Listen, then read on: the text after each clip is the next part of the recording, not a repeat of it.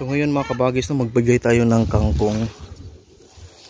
At ito, ganito karami, okay na to. Ganitong karami isang araw, okay na to mga kabagis. Kakaligo lang nila kasi tanghali ngayon. Gustong gusto nila to.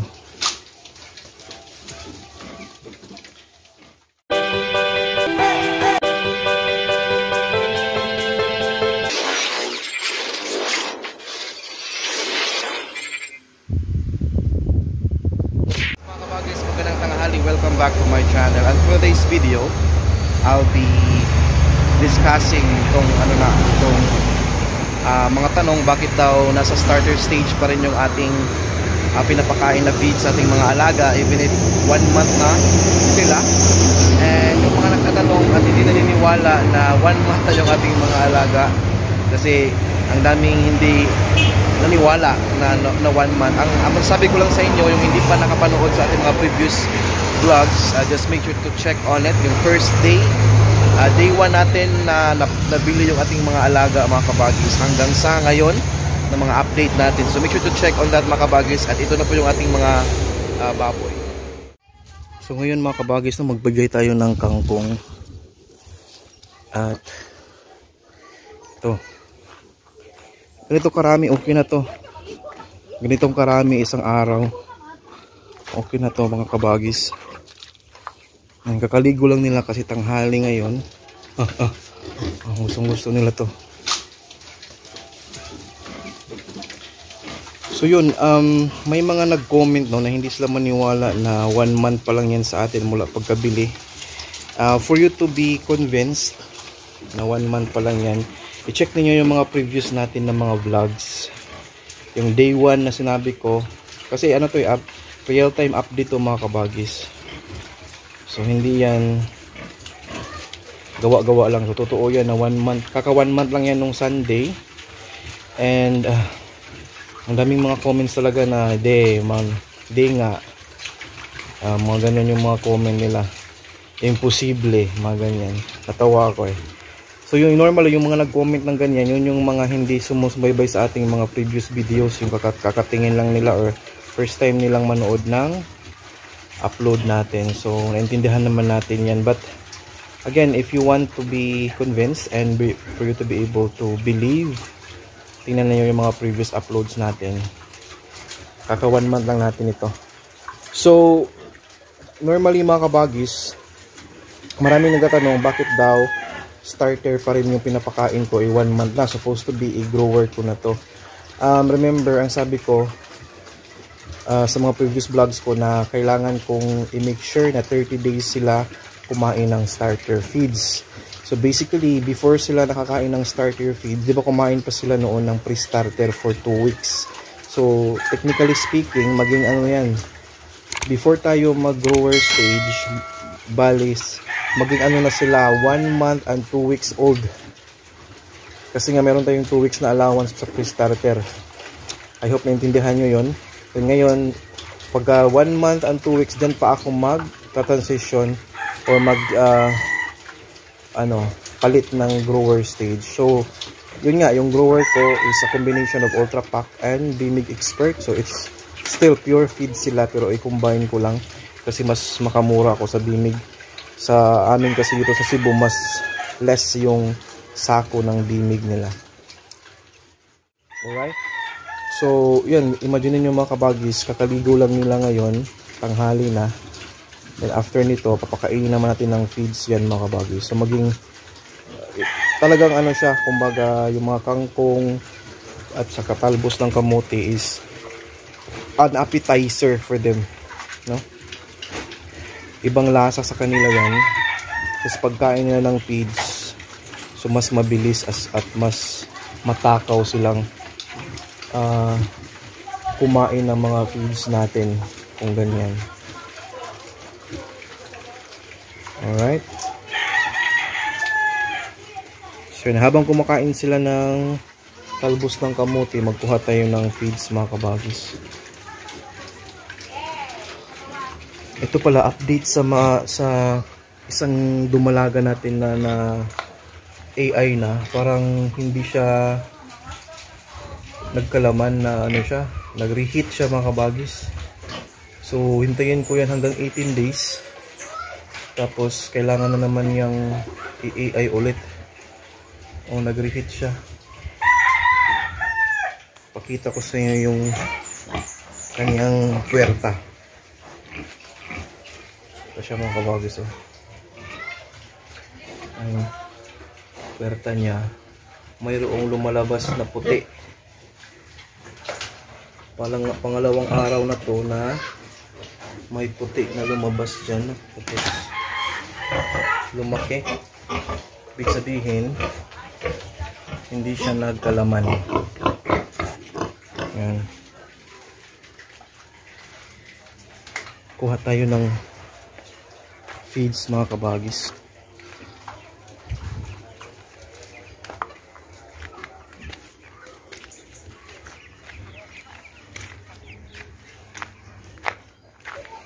So gibali mga 2:30 na ng hapon.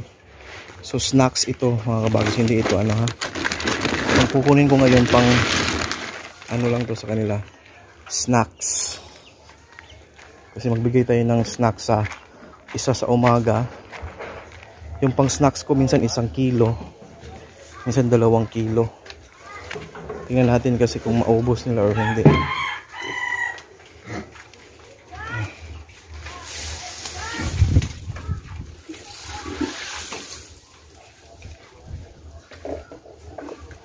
So tama din, naubos na yung kangkong. Kain sila ng feeds.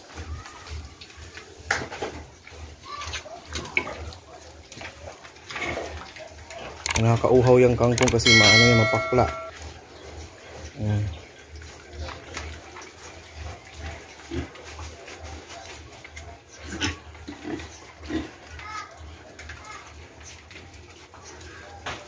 So, parang nakulangan sila sa kangkong, pero yan maya maya maubos din yan mga kabagis yung pang snacks nila. So yun no, ang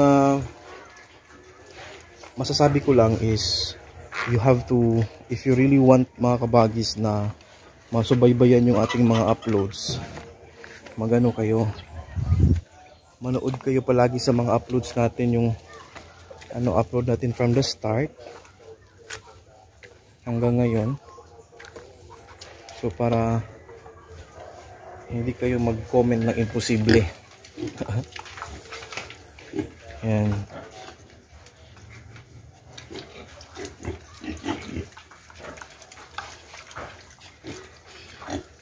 So minsan no, napansin niyo pagka magbigay tayo ng kangkong or talbos ng kamuti, mas hinahanap nila yun. Totoo yun, pero ano yun, kumbaga appetizer nga mga kabagis. Maya maya pag hindi mo na yan bigyan, magugutom yan at yung feeds yung babanatan nila. So wag kayong mabahala na, o baka kabagis yung kapag katalbos yung bigay ko, yung talbos lang din yung hinahanap. Hindi, kapag ano, pabayaan mo lang mga ilang oras, kakain din yan ng feeds at ano, mag-agawan yan kasi maano sila, magutom sila.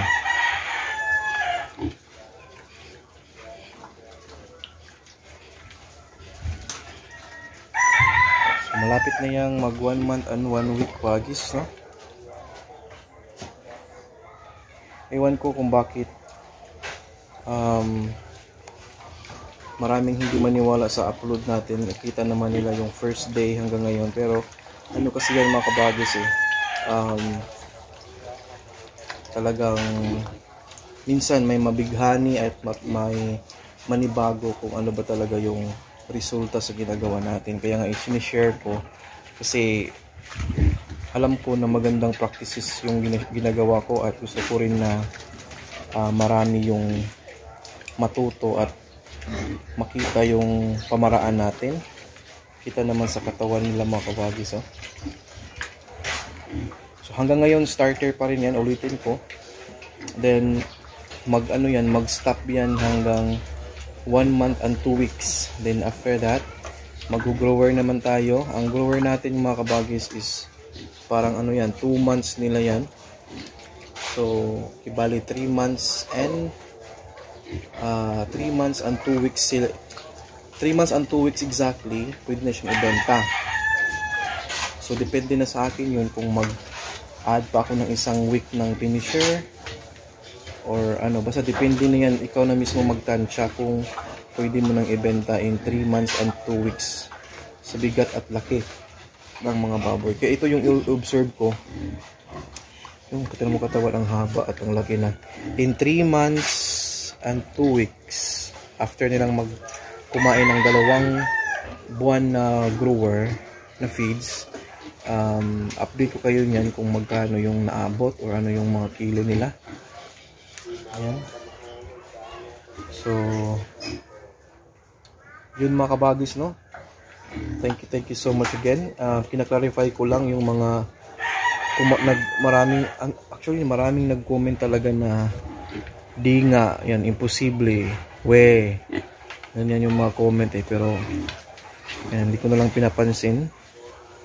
Minsan hinahide ko yung mga ganung klaseng comment mga kabagis kasi yun yung mga yung mga tao na kahit anong paliwanag mo kasi nasa isipan na nila na hindi sila nag-absorb ng explanation, pinapakita mo pa nga yung mga previous videos mo just to convince them pero hindi talaga. So pabayaan na lang natin, pero karapatan ko namang magpaliwanag din na yun, 1 month na talaga yan, 1 month and 4 days at 1 month and 3 days kasi Wednesday ngayon.